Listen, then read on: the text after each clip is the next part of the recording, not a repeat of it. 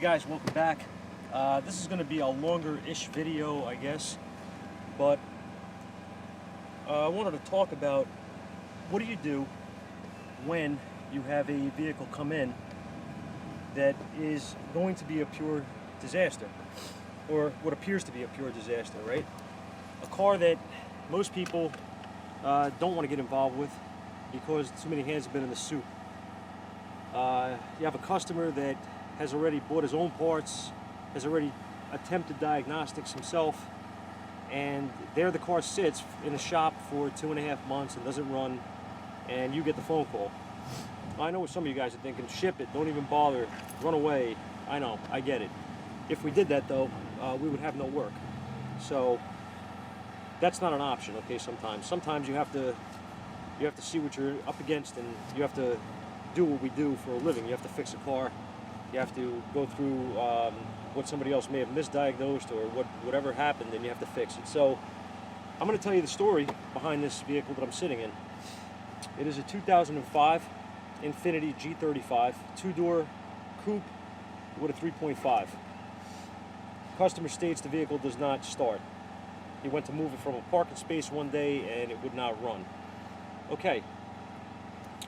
At that point, he looks online and he finds that ignition coils, something go bad on these cars, crank sensors and cam sensors go bad on these cars.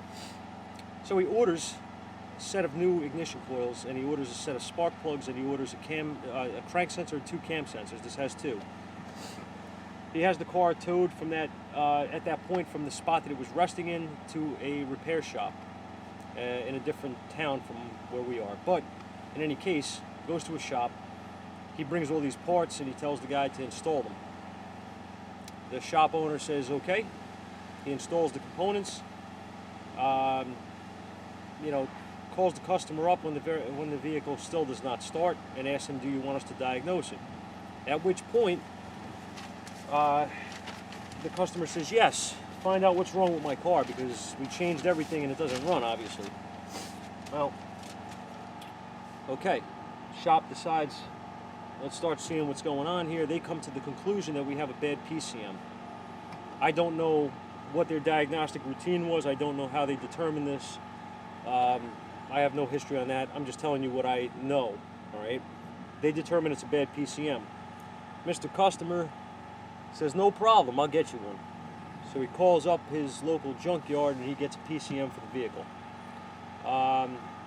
Brings it to the shop. At which point the shop informs him that this thing needs to be programmed for the theft. The key needs to be learned, all that stuff, right? Mr. Customer says, "No problem, I got a guy.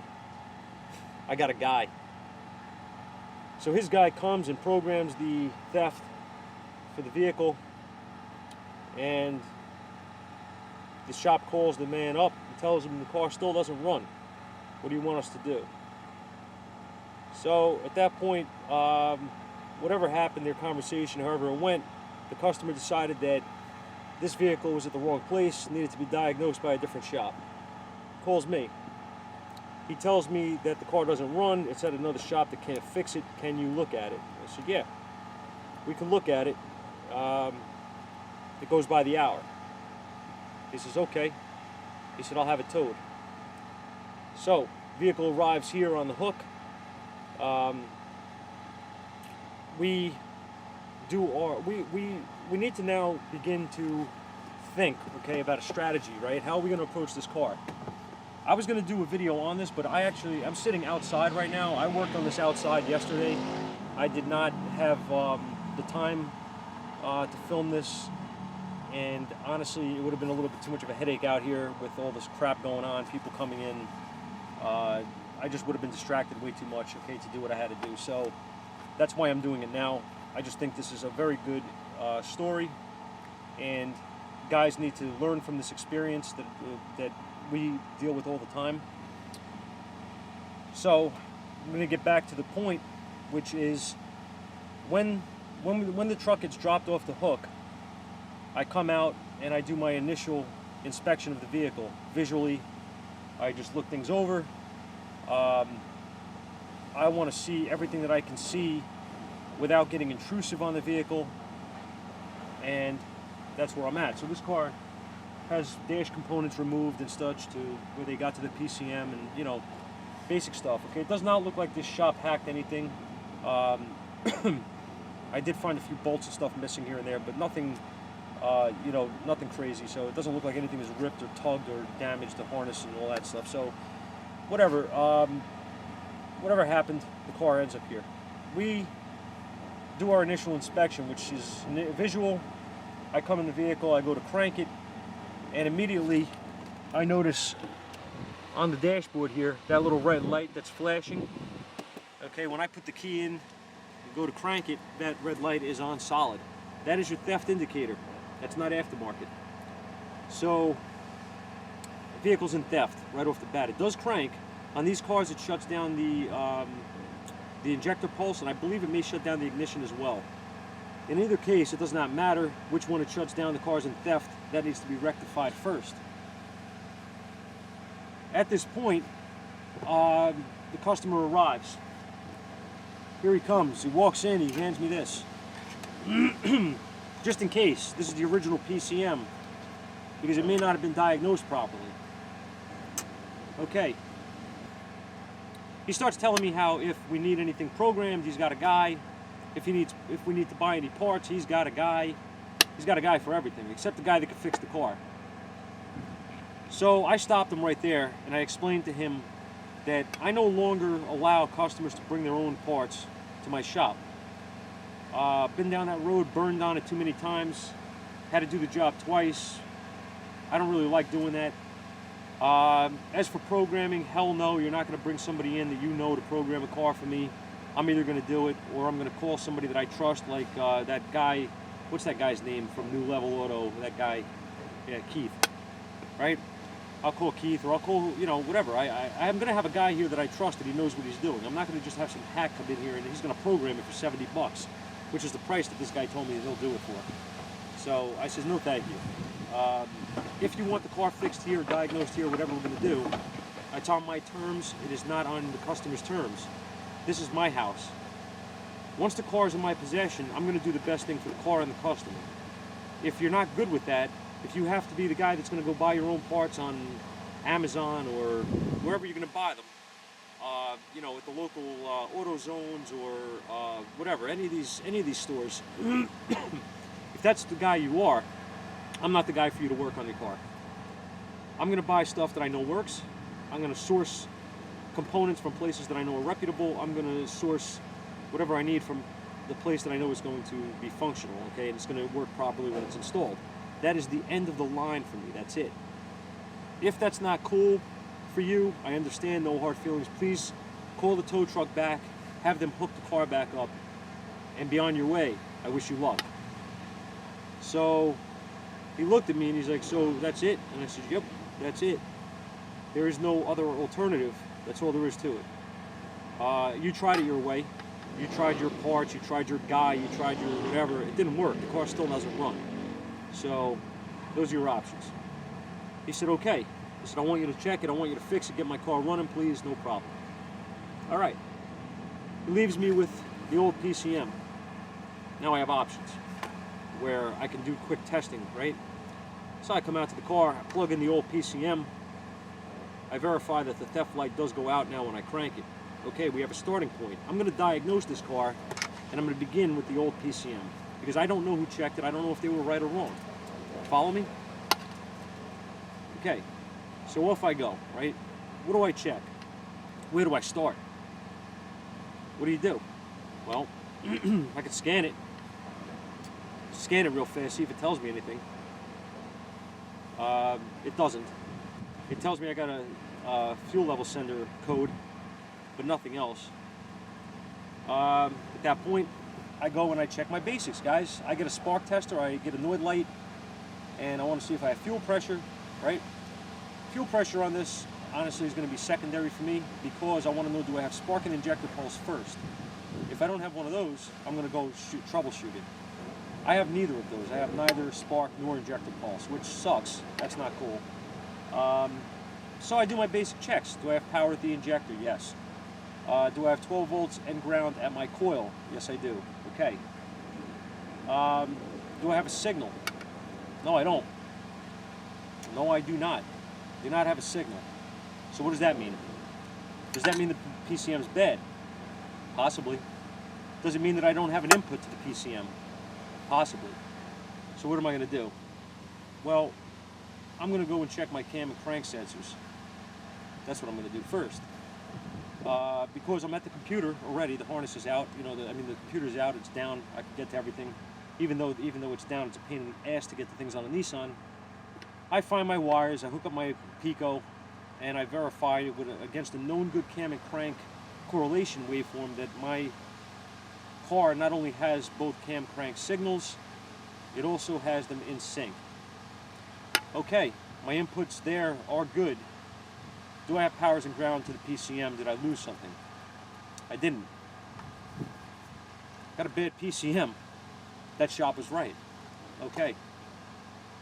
Here's where the twists come in, right? Why doesn't it start? Why doesn't it start? They put a PCM in it. They never programmed the theft. Simple. Okay. Keith was good enough to tell me that the launch will do what I need it to do on this, in this case, with no issues. So I brought my trusty little diag gun outside, hooked up to the vehicle again, and I put the new PCM in, the new used PCM in, right? And I programmed this theft, okay? Input the VIN into the computer, all that good stuff. My theft light now goes out. When I crank it, I am no longer getting codes for theft. Everybody's happy, except for me, because the car still doesn't start. Wow. Okay, what changed? What changed was I now have injector pulse on the vehicle. All right. I now have injector pulse. I didn't have that with the other PCM, but I still have no spark. Why don't I have spark? Well, we're going to troubleshoot that, right? These coils on this Nissan do not work like a Ford coil or anything. These are a 3-wire coil, very basic, except the difference is there's no transistor inside of the computer on these. It's inside the coil itself. Okay, so you're not going to have a primary signal that you can check from the PCM to the coil, if that makes sense. The only thing you can really check on these is secondary. If I have no spark, I have nothing. I have no secondary. So, how do I know if the coils are bad? How do I know if the computer's bad? Know your circuit, know your enemy, like anything else, okay? It's simple. You have a 12-volt input from the ECM relay. That's one wire. You have a constant ground, which is another wire. And then you have a signal, a trigger signal from the PCM to the coils. So what do I need? Well, I need a test light or a headlight or whatever. I'm going to load test my signal. No, I'm not. I misspoke. I'm going to load test my power. I'm going to load test my ground with a headlight. Once I know that they're good, which they are, now I'm going to put the scope on the signal line. And I'm also going to put the scope on my 12-volt and my ground. Okay, so 3 channels. Because I'm going to make sure I'm not losing anything while this vehicle's cranking. All right? Even though I load tested it, it's overkill, yes. I'm going to do it anyway because I don't want to miss something. So I do that. I didn't lose anything. And I have my trigger from the PCM. So now I'm like, wow. What? Even though I know, beyond a shadow of a doubt now, that I have 6 coils that don't work. Yes, there's no spark on 6 coils, guys. My head is still shaking because I'm going, how the hell? Okay. We all know the deal with the aftermarket crap, right? You buy an aftermarket coil, you put it in, it develops a misfire in a week, it doesn't work right, it sets a code, whatever. We know, we get it. Okay. But 6 of them that don't work? Wow. Could it be? Yeah, it could be. And it is, because I proved it. Right? So I order a coil, I order 6 coils from my local warehouse because you can buy some brands that work, okay? And getting them from the dealer, for me right now with this vehicle, I can't wait for them. I need them right away. I need to make sure this car runs, everything else is okay with it. So yes, I bought aftermarket coils. Standard, actually, that are designed for imports. They do work. I've had really no problem with them on these cars. If it's my preference, I'm going to spend the money on the Nissan stuff and get it from them. It is what it is, guys. You can't have everything all the time. So, make a long story short, I bought the coils. They came in. I plugged the first one in, of course, right away. I had my spark tester in there and cranked it, and bang, I have spark. So, how did everything go so wrong on this car so quickly? Remember what I said in the beginning of the video. Customer starts right up. The customer went out to the car though and it wouldn't start. He diagnosed faulty coils and plugs. He brought them along with the cam and crank sensors to the shop. They installed them parts. This car's never going to start no matter what you diagnose. You got bad coils. You have coils that are incompatible. They do not work on Nissan. For whatever reason, they don't work. And I don't know the circuitry behind it and all that stuff. They don't work. That's all I know. That's all I need to know. This guy brings the coils to this guy. He puts them in. He's going to be dead in the water now. He's going to be pulling his hair out because he's never going to check spark, I guess. All right? That's where he went wrong. He tested the car and he found a bad PCM. He was right, man. He was dead on that it had a bad PCM. It does. But from there, it was all downhill because this poor guy ends up having the customer sending a guy to program the new PCM, the used PCM. The guy fails at the one job he had, right? He fails at it.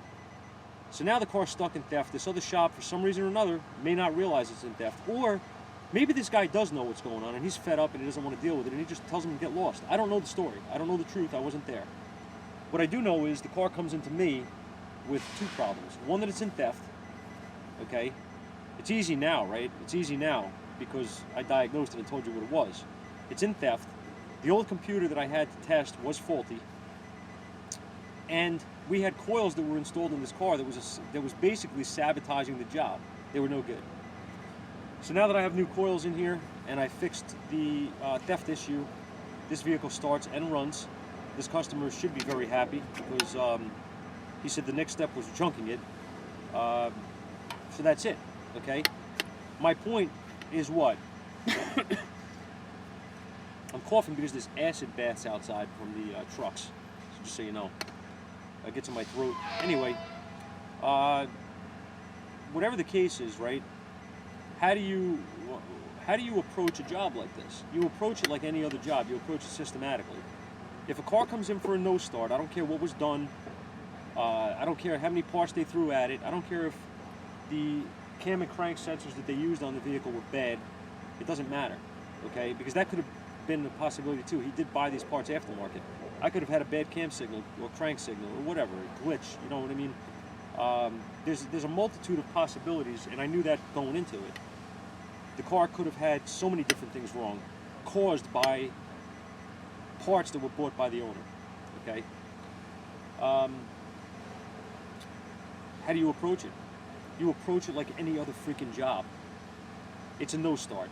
Why doesn't it start? What does it need to start, guys? It needs the same thing any other engine needs to start. It needs spark, it needs fuel, it needs compression, right? So, go find out what you lost. There you go. You find what you lost, you move on. You go diagnose that. And if you find multiple things, that's fine. But you diagnose it in a strategical way, okay? I lost spark. Why do I have no spark? Well, I have power, I have ground, and I have my signal. So, even though it seems like it's impossible, yeah, you have 6 coils that don't freaking work. Fair enough. Car's in theft. Ruh-roh, what do? Go check for fuel pressure? No, I get the car out of theft. Do it systematically. Use your head. You can do this the same way that all of us in the field do it. You know, for you guys that are starting out in the field or whatever, use strategy, put a plan together, okay? Don't start rushing through stuff and just jumbling around to this and that. Find something that's broken, fix it. Move on. Does the car start? No? Keep going. What else doesn't work? That's all there is to it, okay? And we still have a fuel sending unit code in here, which I'm not worried about, nor is the customer. But we have a running driving vehicle now, and that's all that matters to me. And I was happy to be able to fix it. Especially, you know, cars like this can be a pain, but they give you a special kind of satisfaction when you fix them, because the customer in this case understands the aggravation and the trouble and the, you know, what it entails to actually diagnose a car properly. Not going on YouTube and saying this guy had this problem. Yes, we're on YouTube, but just because I have a symptom or a problem with a vehicle does not mean that your car has the same problem because the symptom is the same. And I've said this before. Don't go on Google and instantly say to a mechanic when you bring your car to a shop, Google said blah blah blah is wrong with my car, because this is what it's doing. Proper diagnostic strategies are the most important key when it comes to fixing a car, and that comes from in here. Okay, no scan tool that you buy, I don't care what you have, is going to replace this. Use your head. Think. Have good information, meaning diagrams, meaning service information in general. Have good scan tools, but use your head. Nothing replaces the brain, guys. Thanks for watching. Thanks for the support. Really appreciate it.